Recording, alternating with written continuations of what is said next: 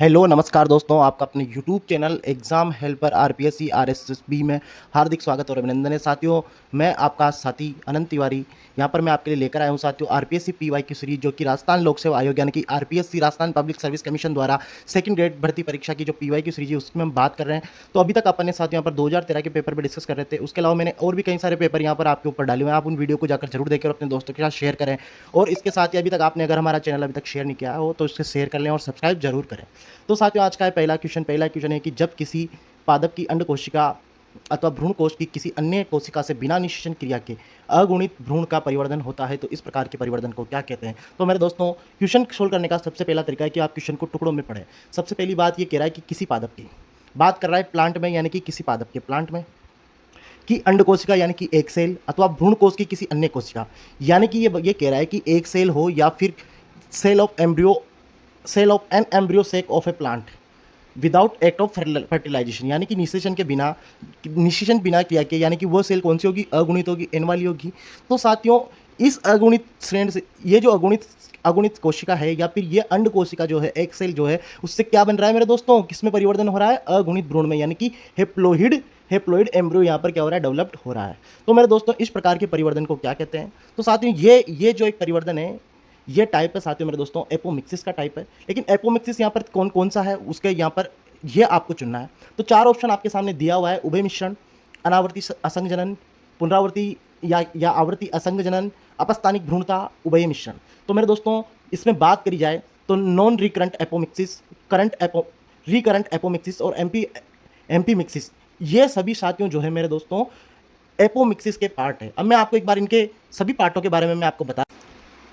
तो मेरे दोस्तों, आप स्क्रीन पर देख रहे होंगे कि नॉन रिकरेंट जो एपोमिक्सिस है, इसमें क्या होता है मेरे दोस्तों, एम्ब्रियो जो है वो डेवलप्ड होता है any cell of embryo sac की कोई सी भी सेल हो उससे डेवलप हो जाता है। और कौन सी सेल होती है, वो एप्लॉइड सेल होती है। तो कौन सा होता है, नॉन रिकरेंट। अपने प्रश्न में यही पूछा हुआ है। तो मेरे दोस्तों, इसका सही आंसर तो क्या हो जाएगा, नॉन रिकरेंट। लेकिन उससे पहले हम आगे बढ़ते हैं। इसके दो टाइप है मेरे दोस्तों, हैप्लॉइड पार्थेनोजेनेसिस और हैप्लॉइड एपोगेमी, यानी कि इसको सीडोगेमी भी बोलते हैं। सीडोगेमी में मेरे दोस्तों embryo develop from the synergids of antipodal से, यानी कि जो सहायक कोशिकाएं होती है मेरे दोस्तों, उनसे जब एम्ब्रियो बन जाता है तो उसे क्या बोलते हैं, सीडोगेमी बोलते हैं। अब मेरे दोस्तों, इसका जो अगला टाइप है वो होता है रिकरेंट एपोमिक्सिस। रिकरेंट एपोमिक्सिस में मेरे दोस्तों क्या होता है, embryo develop without meiosis from diploid cell, यानी कि ये डिप्लॉइड सेल से डील करता है और बिना मियोसिस हुए, सॉरी बिना मियोसिस हुए जब डिप्लॉइड सेल सीधे एम्ब्रियो सेक में डेवलप हो जाती है तो वो स्थिति क्या कहलाती है मेरे दोस्तों, रिकरेंट एपोमिक्सिस। इसमें डिप्लोस्पोरी होता है, एपोस्पोरी होता है। और अगला जो है मेरे दोस्तों वो है स्पोरोफाइटिक बडिंग भी जो मेरे दोस्तों वो है, वो भी इसी का ही।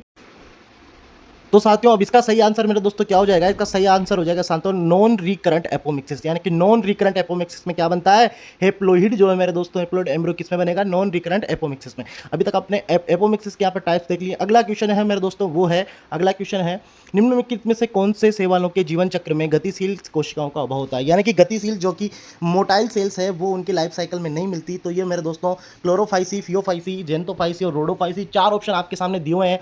तो इसका सही आंसर है मेरे दोस्तों रोडोफाइसी के अंदर साथियों मोबाइल यानी कि मोटाइल सेल्स नहीं मिलती है। तो उनके अंदर साथियों मेरे दोस्तों यहाँ पर गतिशील कोशिकाओं का क्या मिलता है, अभाव मिलता है।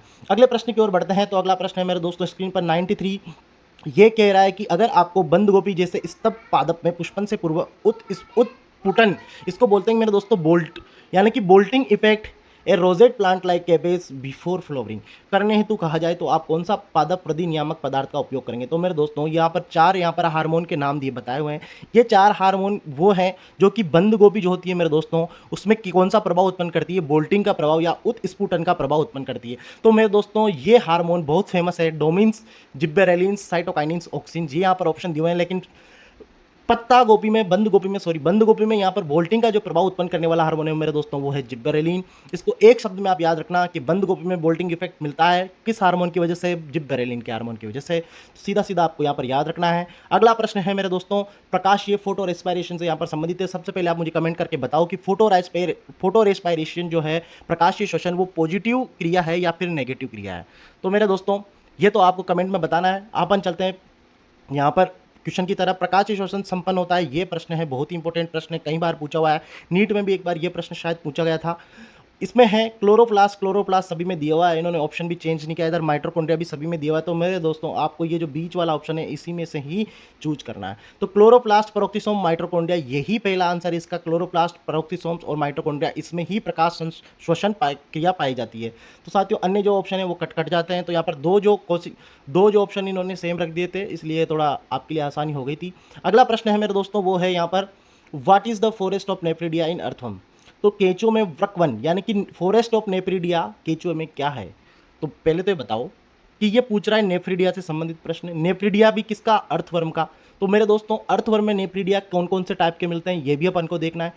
अब देखते हैं ऑप्शन में, क्लाइटेलर खंडों में उपस्थित पट्टीय उत्सर्गिकाएं, क्लाइटेलर खंडों में उपस्थित अध्यावरणीय उत्सर्गिकाएं, 4, 5, 6 खंडों में उपस्थित ग्रसनीय उत्सर्गिकाएं, शरीर के पश्च खंडों में उपस्थित सभी उत्सर्गिकाएं। यानी कि इन्होंने इस प्रश्न ने हमें बता दिया कि अर्थवर्म में किस प्रकार की नेफ्रिडिया मिलती है। पहला है सेप्टल नेफ्रिडिया, जो कि सेप्टल नेफ्रिडिया, दूसरी है इंटीग्यूमेंट्री नेफ्रिडिया, और तीसरी है फेरेंजल नेफ्रिडिया, जो कि कौन से सेगमेंट में मिलेगी, वो मिलेगी मेरे दोस्तों 4, 5 और 6 में। 456 नंबर इसके लिए याद करना है ग्रसनीय उत्सर्गिकाओं के लिए।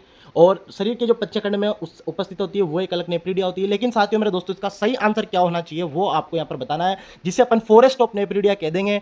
वो है मेरा दोस्तों क्लाइटेलर जो खंड है उसमें उपस्थित इंटीग्यूमेंट्री जो यहाँ पर नेफ्रिडिया है, यानी कि अध्यावरणीय जो उत्सर्गिका है, उन्हीं को ही सिर्फ केंचुए में वृकवन यानी कि फॉरेस्ट ऑफ नेफ्रिडिया कहा जाता है। तो फॉरेस्ट ऑफ नेफ्रिडिया स्पेसिफिक जो रीजन है मेरे दोस्तों वो है क्लाइटेरल जो खंड है उसमें उनकी जो साथियों अध्यावरणीय जो नेफ्रिडिया है उन्हीं को ही कहा जाता है। अगला प्रश्न है साथियों मेरे दोस्तों, उससे पहले मैं आपसे रिक्वेस्ट करता हूं, अभी तक आपने हमारे चैनल को शेयर नहीं किया, सब्सक्राइब नहीं किया, तो प्लीज इसको शेयर भी करें अपने दोस्तों के साथ और सब्सक्राइब भी कर लें। अगला प्रश्न है मेरे दोस्तों, विभिन्न जातियों के वे अंग जो उत्पत्ति में समान होते हैं परंतु भिन्न कार्य संपादित करते हैं कहलाते हैं। बहुत ही फेमस है, एनालोगस है, होमोलोगस है, असमजात है और अवशेषीय। तो मेरे दोस्तों इसका सही आंसर हो जाएगा समजात। समजात होमोलोगस जो ऑर्गन है मेरे दोस्तों वो उत्पत्ति में समान होते हैं और कार्य में भिन्न भिन्न होते हैं। और इसका विपरीत जो हो जाएगा वो मेरे दोस्तों वो क्या हो जाएगा, समवर्ती। समवर्ती में क्या होते हैं, कार्य में समान होते हैं और दो मेरे दोस्तों उत्पत्ति में भिन्न भिन्न होते हैं। लेकिन समजात में उत्पत्ति कैसे होती है, समान। अगला प्रश्न है मेरे दोस्तों स्क्रीन पर आपके सामने, वो है निम्नलिखित में से किस समूह के लक्षण सभी कशेरुकाओं के जीवन चक्र में किसी न किसी अवस्था में पाए जाते हैं। तो मेरे दोस्तों यहाँ पर पूछा गया है कि वो कौन सा ग्रुप है जिसके लक्षण सभी कशेरुकाओं के जीवन चक्र में किसी न किसी अवस्था मिलती है। स्तन ग्रंथियाँ, रोम, ग्रसनी, क्लोम छिद्र। ये पूछ रहा है कि ऑल कोर्डेट्स इन सम स्टेज। तो कोर्डेट्स की सभी कोर्डेट में कोई सी भी स्टेज में मिले लेकिन वो सभी लक्षण मिलने चाहिए। तो मेरे दोस्तों जो मेमोरी ग्लैंड है ये तो सिर्फ मैमल्स में मिलती है, अन्य कोर्डेट्स में नहीं मिलती, तो ये वाला ऑप्शन तो होगा नहीं। दूसरा है नोटोकॉर्ड और pharyngeal gill slits, dorsal tubular nervous system, ये मेरे दोस्तों सभी में ही मिलता है। उससे ये आंसर वैसे राइट होना चाहिए। अगला ऑप्शन अपन देख लेते हैं एक बार, नोटोकॉर्ड है, सल्क है। तो मेरे दोस्तों सल्क सिर्फ पीसीज में मिलते हैं, मछलियों में मिलते हैं, अदर कोर्डेट्स में नहीं मिलते, तो यो भी नहीं होगा। और अगला है मेरे दोस्तों यहाँ पर देखें ग्रसनी, क्लोम छिद्र, ये तो सब में मिलता है, नोटोकॉर्ड में मिलता है, लेकिन कशेरुकी सिर्फ वर्टिब्रेट्स में ही मिलता है, न कि कोर्डेट्स में। तो कोर्डेट्स और वर्टिब्रेट्स का एक बहुत ही बड़ा ये यहाँ पर साथियों अंतर है, मेजर अंतर वही है कि वर्टिब्रेट आया उसमें वर्टिबल कॉलम मिलेगा, लेकिन सभी कोर्डेट्स में वर्टिबल कॉलम नहीं होगा। लेकिन सभी कोर्डेट्स क्या रखेंगे, नोटोकॉर्ड तो रखेंगे, फेरेंगल गिल स्लिट्स भी रखेंगे और dorsal tubular central nervous system भी इनमें मिलेगा। तो मेरे दोस्तों इस प्रश्न का सही आंसर क्या हो जाएगा, सही आंसर हो जाएगा answer number 2, notochord, dorsal tubular central nervous system और फेरेंगल गिल स्लिट्स। ये जो है मेरे दोस्तों कोर्डेट्स के यहाँ पर मूलभूत लक्षण हैं, इनको जरूर याद करें, कई बार पूछे गए हैं, बहुत ही महत्वपूर्ण है। अगला प्रश्न मेरे दोस्तों साथियों है, बहुत ही कंफ्यूज करता है और कई बार परीक्षाओं में आया हुआ है। A blastopore is found in, blastopore जो है मेरे दोस्तों कोरकरंद जिसे हिंदी में कहा जाता है, कहाँ पाया जाता है। तो मैं आपको बता दूं ये जो ब्लास्टोपोर है ये ब्लास्टुला में नहीं मिलता है। तो दो ऑप्शन आपको सबसे पहले ब्लास्टुला के दिखेंगे, दोनों को ही आप कट कर देना। तो मेरे दोस्तों कहाँ मिलेगा ये ब्लास्टोपोर मिलेगा गेस्टुला में। अब गेस्टुला के कौन से पार्ट में कौन सी जगह ओपनिंग रहेगी, ब्लास्टोवोल की ओपनिंग या फिर आर्केंटेरॉन की उपरदी यानी आद्यंत्र का जो छिद्र है वो मेरे दोस्तों गेस्टुला में जो है वो ब्लास्टोपोर कहलाता है, यानी कि न कि कोरक गुहा का। तो मोस्ट ऑफ जो पीपल है वो मेरे दोस्तों इसका आंसर ब्लास्टुला वाला राइट कर देते हैं, लेकिन वो रॉन्ग है। तो इसका सही आंसर मेरे दोस्तों क्या हो जाएगा, आंसर नंबर 4, अगला प्रश्न आपके साथ यहाँ पर स्क्रीन पर है, वो है मेरे दोस्तों, जीवाणुभोजी द्वारा एक जीवाणु कोशिका से दूसरी कोशिका तक डीएनए का स्थानांतरण क्या कहलाता है?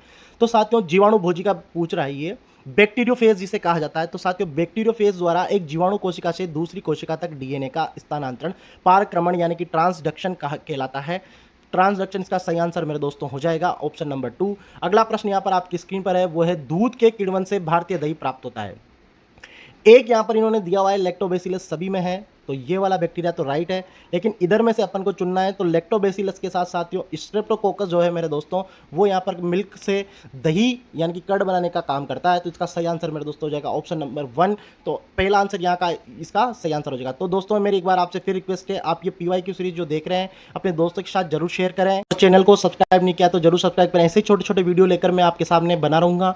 अगला वीडियो जल्दी मैं ला रहा हूँ, ऐसे ही एक छोटा वीडियो। इसी प्रकार आप आपको जो अच्छा लगे बुरा लगे वो कमेंट बॉक्स में जरूर लिखें। थैंक यू दोस्तों।